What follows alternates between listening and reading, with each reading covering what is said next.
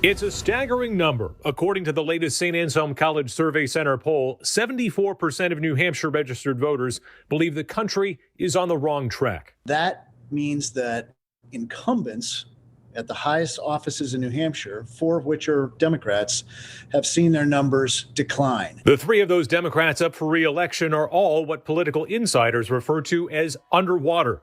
Only 44% of the 1,215 registered voters polled approve of how Senator Maggie Hassan is doing her job, compared to 50% who disapprove and 6% with no opinion. 43% approve of how Congressman Chris Pappas is doing his job, compared to 46% who disapprove and 11% with no opinion.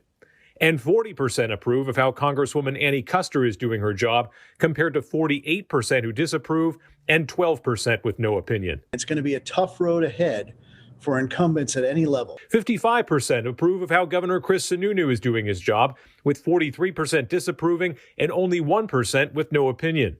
But in an interesting twist, only 45% of these same registered voters say Sununu deserves re-election.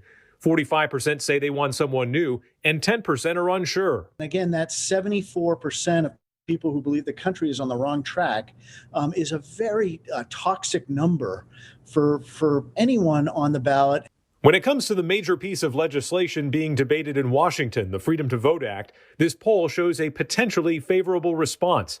Asked if they would be more or less likely to support an elected official who backs a bill to make voting more accessible, transparent, and uniform by increasing federal authority and oversight of how states conduct elections, 48% say they'd be more likely to vote for that elected official, 44% said they'd be less likely to vote for them, and 8% were unsure.